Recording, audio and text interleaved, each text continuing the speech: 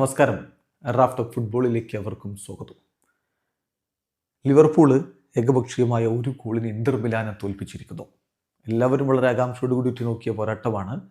സ്ലോട്ടിൻ്റെ ഭാവി എന്താകും എന്ന് ഈ കളി തീരുമാനിക്കുമെന്ന് പലരും കരുതിയിരുന്നതാണ്. സലായെ പുറത്തിരുത്തി, അതായത് സ്ക്വാഡിൽ തന്നെ ഉൾപ്പെടുത്താതെയാണ് മിലാനിലേക്ക് യാത്ര ചെയ്തത്.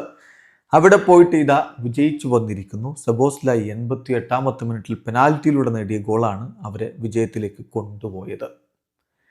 ഈ ഒരു പെനാൽറ്റി അനുവദിക്കാനുണ്ടായ ഫൗളിനെ കുറിച്ച് ഇപ്പോൾ വലിയ തർക്കമുണ്ട്. അതൊരു സോഫ്റ്റ് ടച്ചായിരുന്നു, പെനാൽറ്റിക്കുള്ള ഫൗളില്ല എന്നാണ് പൊതുവെയുള്ള വിലയിരുത്തലുകൾ എല്ലാവരും പറയുന്നത്. അതായത് ഫുട്ബോൾ നിരീക്ഷകർ പറയുന്നത് അത് കൃത്യമായിട്ട് വേർഡ്സ് മുതലെടുത്തു.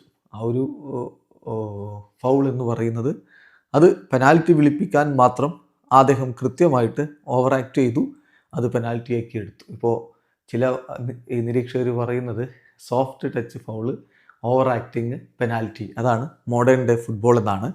ഏതായാലും സബോസ്ലായി അത് കൃത്യമായിട്ട് വലയിലേക്ക് എത്തിച്ചുകൊണ്ട് ലിവർപൂളിനെ വിജയത്തിലേക്ക് കൊണ്ടുപോയി. ലിവർപൂളിന് ഈ ഒരു ഘട്ടത്തിൽ വിജയം അനിവാര്യമായിരുന്നു, അത് സാധിച്ചെടുത്തിരിക്കുന്നു. 6 കളിയിൽ നിന്ന് 12 പോയിന്റോടെ ഇപ്പോൾ അവർ 8-ാം സ്ഥാനത്താണ്.